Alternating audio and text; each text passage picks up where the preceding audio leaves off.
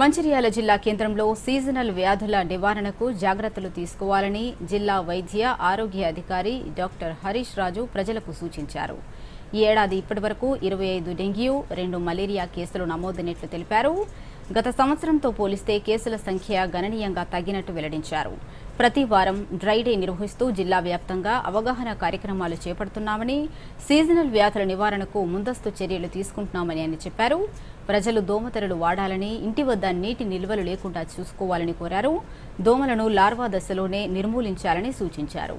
పరిసరాల్లో మురికి నీరు లేకుండా పరిశుభ్రత పాటించాలని, వాతావరణ మార్పులకు అనుగుణంగా కాచిన నీరు తాగాలని సలహా ఇచ్చారు. దోమకాటు వల్ల వచ్చే విష జ్వరాలను నివారించాలని, గోరువెచ్చని ఆహారం తీసుకోవాలని, జ్వరం వస్తే తప్పనిసరిగా పరీక్షలు చేయించుకొని నిర్ధారణ చేసుకోవాలని డాక్టర్ హరీష్ రాజు ప్రజలను కోరారు. వీక్లీ ఒక 2 times dry day activities conduct చేస్తున్నాము. అలాగే గత సంవత్సరానికి పోలిస్తే డెంగ్యూ కేసెస్ కూడా చాలా కంట్రోల్లో ఉన్నాయి. ఇప్పటికీ కేవలం 35 డెంగ్యూ కేసులు మాత్రమే జిల్లా మొత్తంలో రావడం జరిగింది. అలాగే మలేరియా కేసెస్ ఓన్లీ 2 కేసెస్ రావడం జరిగింది. సో ఇక్కడ వచ్చినటువంటి మలేరియా కానీ డెంగ్యూ కేసెస్ కూడా ఏమి సీరియస్ కానీ వేరే ఇబ్బంది ఏం లేకుండా వాళ్ళకి ట్రీట్మెంట్ ఇవ్వడం జరిగింది.